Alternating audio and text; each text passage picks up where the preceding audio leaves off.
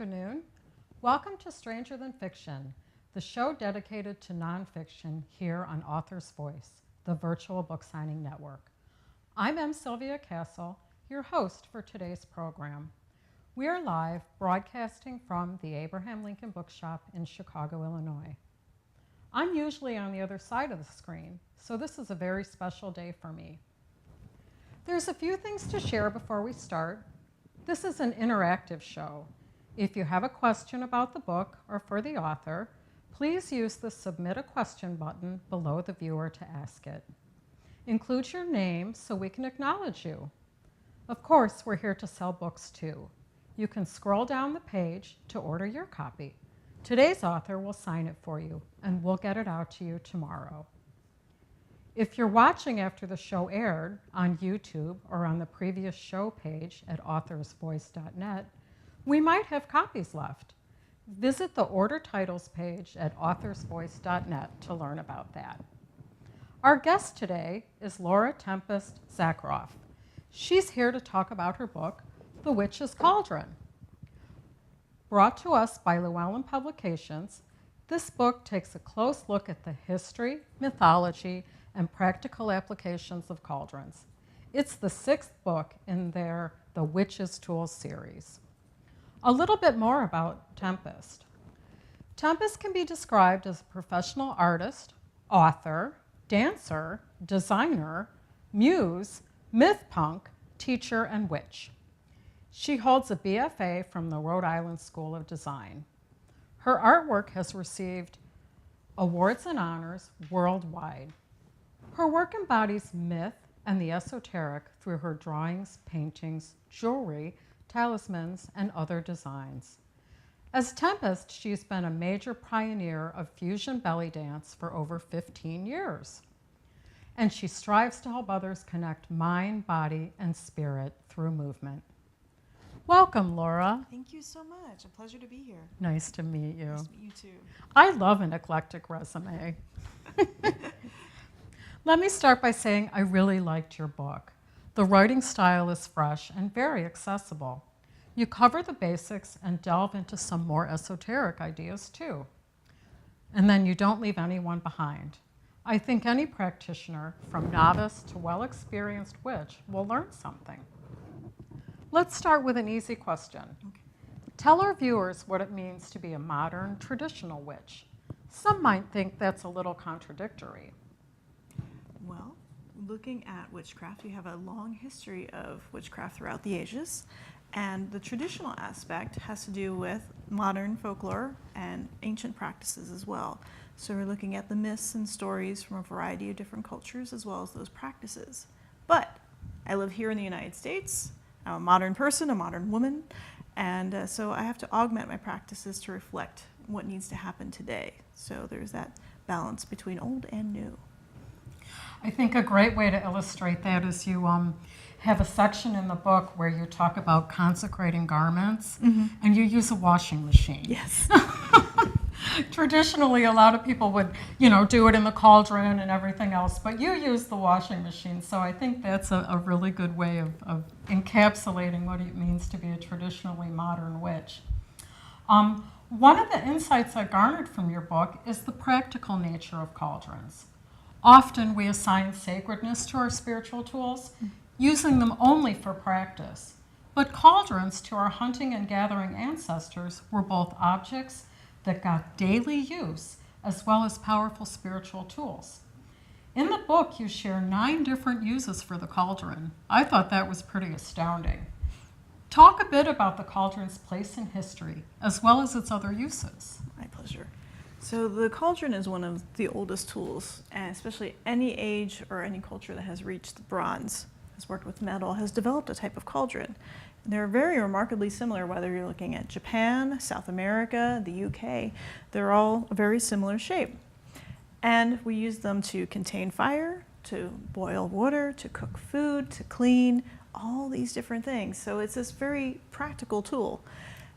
When we look at modern practice, so we're looking at a little bit more mix of, well, what do we conjure, what happens in there? So not only does it contain and make stuff, but then we transform, which is an amazing thing when you think about that the metaphysical nature of something, where you could be making a meal for your family, but what if you have to make a meal for your family that brings together a lot of people who are at odds with each other, and so you want a harmonious meal, and so you might include a few ingredients that do some kitchen witchery to spice things up, like cinnamon is known to create that.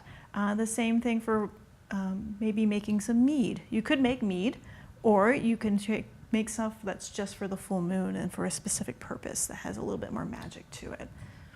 You can also use them for divination, as well as spellcraft and cleansing and purification, and as well as some other more esoteric uses, such as a drum or as a gateway to other worlds. Pretty exciting. You know, we think about them as just something on your altar to conjure, but when you reach back into it, you start to see how they're a big part of human civilization. There's a lot of myths associated with cauldrons. I think your book has about a dozen of them. What's your favorite one? I'll keep switching back and forth as I've been on the tour for the last 6 weeks. Get to read different myths in there, and most people know of Carowind's cauldron, and that's the most common one, but I love Baba Yaga. She uses a cauldron or mortar pestle to travel through the world, so it's another one of those gateway aspects. And especially as a figure, you know, people say, oh, she's the wicked witch of the woods and a crone, but she's a personification of nature. You know, we think about a beautiful day, it's a gorgeous day in Chicago out there, and it's you know, nature's benevolent today, and then tomorrow a thunderstorm can happen, and tragic things can happen. So with that, she can give you blessings. She's like, I'll help you find your way. Here's a love potion. And the next day, she's like, your head looks great on a stick. So I really appreciate it. Well, she is Russian. Yes. You have to remember. One of my ancestors. I like her a lot, too, because she does whatever she wants, and she does not care, which is so wonderful because, you know, as a person who's a little older, I've kind of reached that point myself. I spent a lot of time worrying about what other people think, and, you know, how it's going to affect others. And as I grow up a little more, it's becoming more and more, less and less of a concern with me. And I think that's the best thing about her myth, is that she very much teaches us to go our own way. One of my favorite ones is the Dagda. I think any man that is married to the Morrigan better know how to cook, because I would hate to see her hangry. Yeah. She's a terrible goddess. And one of the things that I also like most about your book, which ties back to that, is it's very inclusive of everyone. In many ways, modern paganism suffers from the same gender-focused practice that traditional religion does. You know, the tools are often very gender-assigned, duties are gender-assigned. Talk a little bit more about how you broke that, because for me, that was a really moving thing about your book. Thank you. That was one of the most exciting things for me, is tackling, like, crushing the gender binary. How do we get that? Because, yeah, all these tools, you open up a basic Wicca 101 or witchcraft or paganism book, you get this little chart of tools, and that's about it. You know, it's like, use them, buy them, don't bargain for them.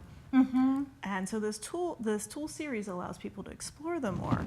But I'm like, I want to push that a little further. And so with a cauldron, having the Dagda, the good father, the all-father who has a cauldron that never lets his people go hungry. You know, that breaks that sense of, oh, cauldrons are women's work, cooking and cleaning are women's work.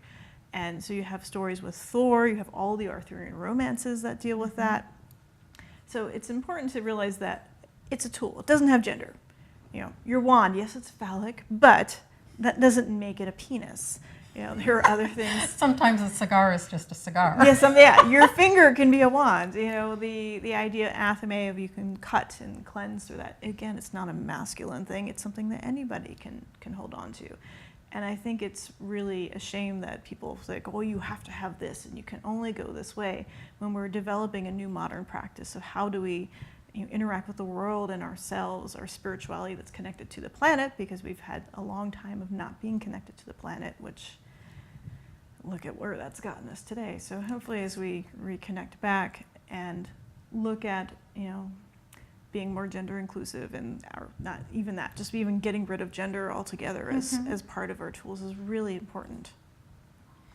Yeah, I've worked with gay people and transgender people with ritual before, and they do often feel very left out. And that's one of the biggest takeaways for me from your book, is that it's a very unifying thing, and I was very happy to read that. Thank you.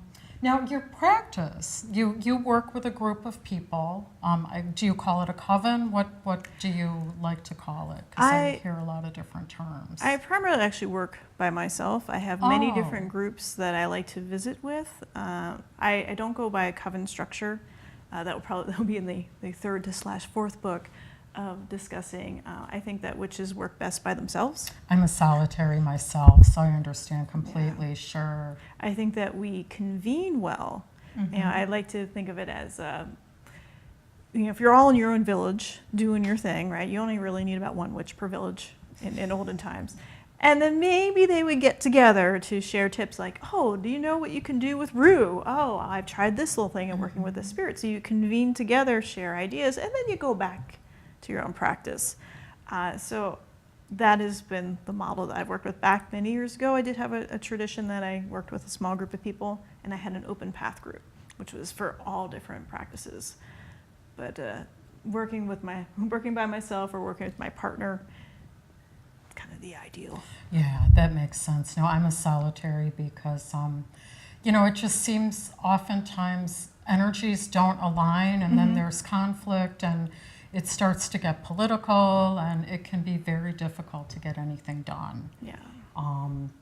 I was also happy to see that you cover altar consecration techniques for the various ways we can acquire authors. You know, you can either, it's important to bless a cauldron that you've been given as a gift or that you've inherited differently from, say, one you would buy at the Renaissance Fair or something like that. Talk a little bit about why the techniques need to be different and the sort of different levels and different techniques you would use.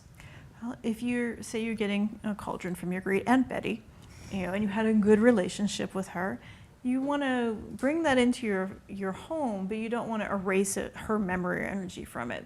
So you wouldn't want to like scour it totally clean and have this, you know, not only physically but metaphysically be like, oh, we have to restart this. You'd want to welcome it in there, and so give you a welcoming ritual. Like maybe great Aunt Betty loved lavender, and so you bring that in and you welcome her energy. Versus if you pick up something at Goodwill and you're like, I'd like to say the jerk cauldron, like this, it's really pretty, but it has a funk to it. That one you wanna clean that out real good on all the different levels, so that you can work with it and bring your own energy into it. So there's that balance of, I hate to say a memory because I don't like that idea of people think, oh, a cauldron might have a moral memory to it of what happens. Like, no, it doesn't matter what you do with it unless you're a jerk. Yeah, and exactly. Then you don't only have a jerk cauldron, you have a jerk car, a jerk house, you know. Yeah, that jerkiness permeates every aspect of people's lives, I think. Yeah. So it's like, it's not just your cauldron that's the problem. But say you acquire, maybe your great Aunt Betty wasn't so nice a person. So you're like, well, this was a really good cauldron. I want to keep it in the family, but I want to cut all the ties to this. So, you know, that way it feels more attuned to what you're doing. And it's like working with anything in your house, you know, getting a chair that fits right to you and getting cuddly into it, or adjusting a skirt or a dress that, you know, little alterations, that kind of to make it your own. Yes. Exactly. Well, I was also happy. I found the section where you write about using a cauldron as an altar very interesting. Talk a little bit about that. So one of the 9 uses is the mark use, or the marker. And I say, like, witches love tiny cauldrons. You tend to acquire all these small little cauldrons in there. And so if you have what do I do with all these things? You can set them up where you can mark the elements. If you cast a kind of sacred space where you might want to have north, south, east, and west, or elementals. I believe that all elements are in all directions, but when working with a group, me too. Yeah, working with a group, sometimes, you know, you need to point these out. And so if you have somebody who's directionally challenged, you can write with chalk N, north, and then put like a little Groot doll in there. So you can have very pop culture, you know, happy cauldron in there. versus, if you just want to acknowledge all the elements and it makes you feel good to be like, oh, here's my little pot of fire and here's my pot of water and earth. Or just having everything you need in one little cauldron, and that you have crystals and herbs or whatever you're doing, you're working with, and then you can put the lid on it, which also prevents cats from getting in there. It's funny that you mentioned that, because in a minute we're going to take a look at my, I call it my cauldron, because it's an altar in my cauldron. And last night my cat was drinking the water out of it. And I tried really hard to get a photo, but he's just too fast. So I thought that would be an interesting photo. But as a minimalist with pagan leanings, I use a cauldron, and I brought some photos today. Matt's going to share them with us. I found this at an antique store that was going out of business in my neighborhood, and Matt's let's see the second one. We're just gonna take a little. That's beautiful. Isn't it fabulous? And this next photo, I just love this demon. Isn't he fabulous? That is a wonderful work of art.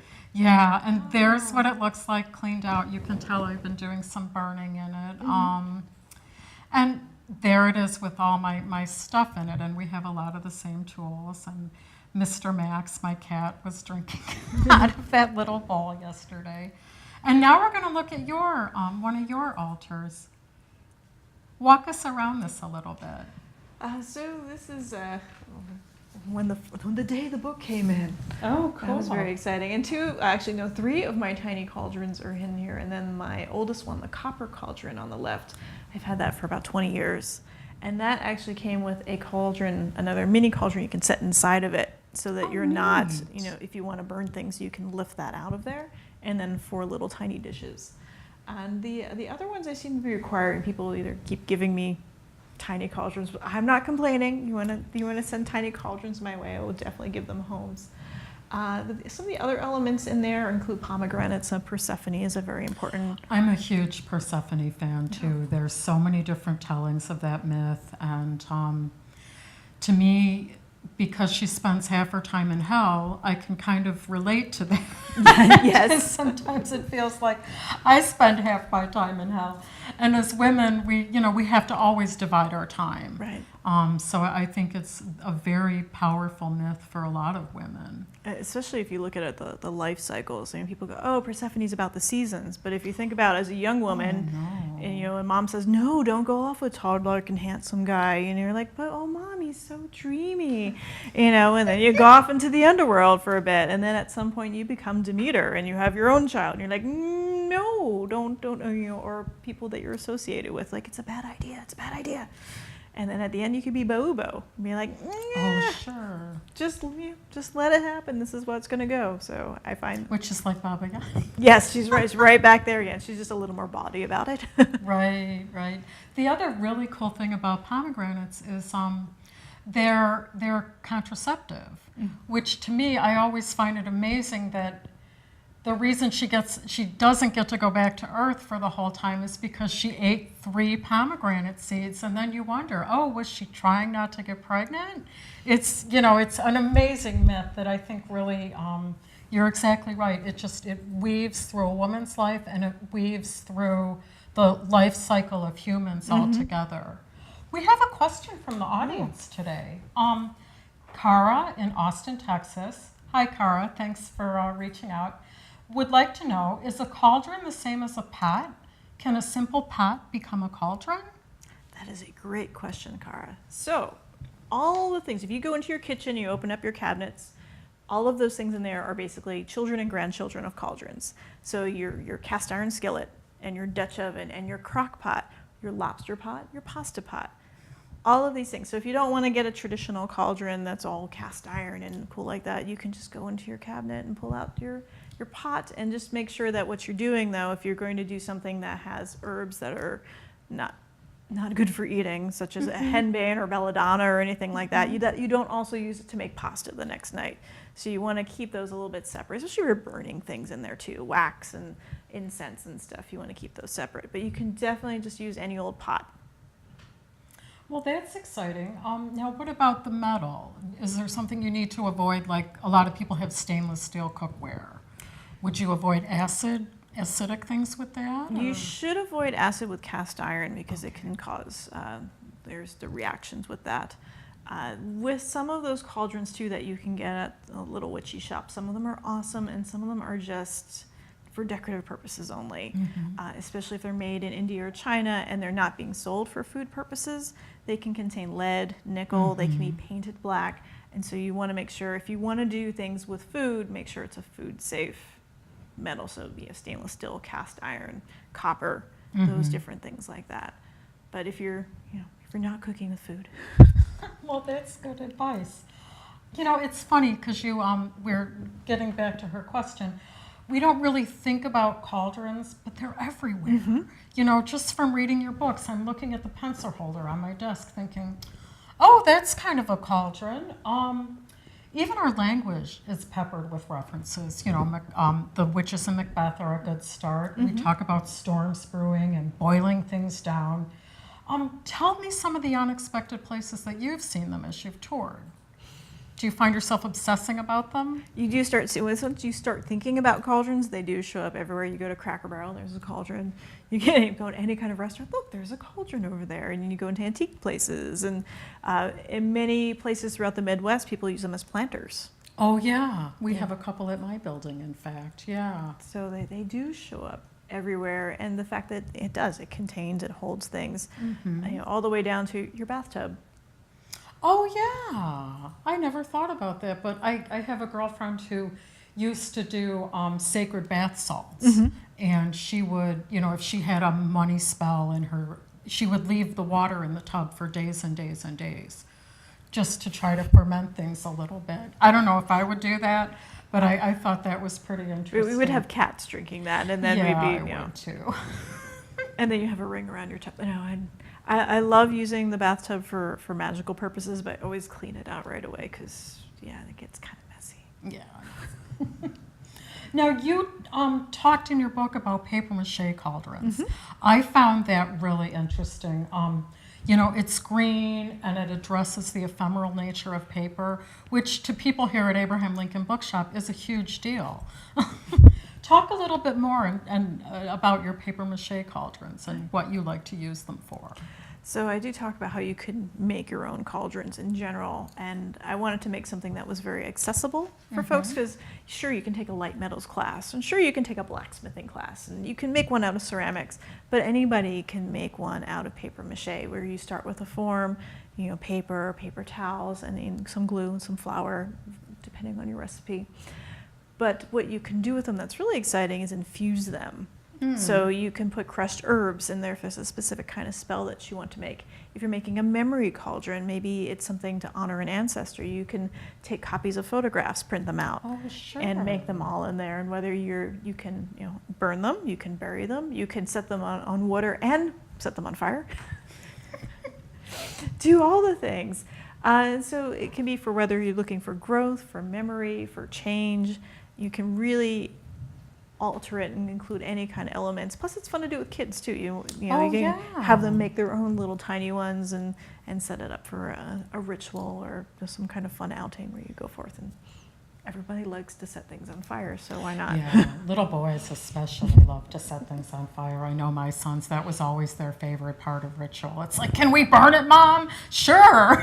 How many moms say, sure, go ahead, burn it? But it's fireproof, it's good. In a certain setting on a nice little tile. Yes. Now, the cauldron of, is it Posey? Posey. Posey. Yep. Oh, that's what I thought, and then I decided to francophile it. You know what? I love that myth. And honestly, where did you learn about it? I have a friend, Erin Rowan Laurie. She has written a lot about different Irish and Gaelic practices, and she had done some research on this poem. It's a supposedly 7th century poem, and I say supposedly because Bardic traditions, you don't know how long it was before it was finally written down. And it was near the end of the book where I was doing all the research, and then you search endlessly through all different books and online, and I'm done. And I sat down. It was 1 o'clock at night in the morning, and what is this? there's another thing. And I sent her off a note. I'm like, what is this thing? And so she pointed me in the right direction. And so that is the idea that you have 3 cauldrons within you, one within your belly, that's your health and animal instinct cauldron, one within your heart, that is what moves you through the world, and then your cauldron of wisdom, which is sort of your connection to the divine and to other people. I love that, especially because chakras have never felt quite... Me neither. Yeah, it's complicated, and there's a lot of them, and I think it denies the overlap that we have a lot with the things that go on in our life. Right. So yeah, that's why I've studied Celtic mythology for years, and it's the first time I ran across it, and it was a very moving thing for me because, you know, like I said, the chakra thing it's complicated, and it just doesn't speak to me. So I was really happy to learn that. Well, we're just about, well, no, you know what, we have a little time. What's next for you? So the second book that I just finished writing is Sigil Witchery. And that is the whole practice of sigils as creating, crafting magical symbols and using them for spellcraft from a modern traditional point of view, which means there's no ceremonial magic involved, there's no chaos magic involved, there's other systems out there. But how do you devise a series of symbols and that have particular meaning to you versus trying to copy something out of the book because, oh, it's an Enochian, therefore it must be more magical than the sense that you have that connection to a spiral, and that spiral means something more powerful to you. So that is the second book, and then I'm actually working on a next book in the Witches Tool series with Jason Mankey, who wrote The Witch's Athame and the Book of Shadows. We're doing The Witch's Altar. Oh, exciting. So well, I can't wait for that one. That'll be at some point next year. So, well, we will keep an eye out. Maybe we'll have you both in for that. That would be awesome. Well, now I'm going to talk a little bit about what's coming up at Author's Voice. This Thursday, we have a very special episode of Ladybird and Friends. Ladybird and Friends is the young people's show on Author's Voice. Our regular host, children's librarian extraordinaire, Betsy Bird, shares her latest book, Funny Girl. This anthology of hilarious stories is the perfect summer read. Betsy is interviewed by Andrew Medlar. Andrew is a longtime champion of books for young people and president of the Association for Library Service for Children. He's also Assistant Chief of Technology, Content and Innovation here at Chicago Public Library. Funny Girl truly will make you laugh out loud. I can't decide what my favorite story is. Is it the one about Lisa Brown's brother getting a Tic Tac stuck in his nose? Or the one where Carmen Agra's mom sets the tub on fire? She was probably a witch. I wish I'd had this book when I was a girl. It would have made those awful car trips a bit less tedious. Then on August 1st, another installment of this show, Stranger Than Fiction. My dear friend Paul Berlanga will talk with Donna Seleka Urbakis about her book, My Sister's Mother, a memoir of war, exile, and Stalin's Siberia. Donna shares the story of her Polish-born mother and younger half-sister. She learns about the dehumanizing conditions during World War II, including their time as slave laborers in Siberia.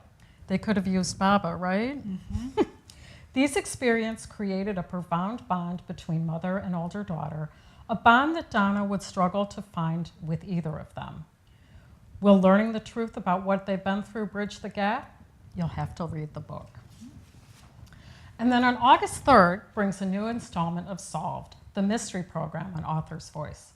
Our host, Libby Fisher-Hellman, talks with Marcus Saki about his book, Afterlife. Our heroine, Claire McCoy, finds herself in love with Will Brody. The only problem is that Will is dead. The two FBI agents must find a way to bridge the gap between the living and the dead, as well as catch a terrorist who's taken 18 lives and thrown the nation into panic. It's going to be a movie produced by Ron Howard, so you have to watch. Finally, we're thrilled to announce that Ron Chernow will visit us on A House Divided, the Lincoln and Civil War program in November. It's Ron's second visit here. He will be talking about his long-awaited Ulysses S. Grant biography. Apparently, Mr. Unconditional Surrender is important enough to stand on one name. The book is titled merely Grant. You can always visit authorsvoice.net to learn about what's coming up or subscribe to our email blasts so you'll always know the latest news. Well, that brings us to the end of our program. Thank you for coming. I really enjoyed your book, and I really enjoyed talking to you. Thanks to Llewellyn and my friends here at ALBS as well. Thanks for watching. Have a great day. Thank you. Thank you.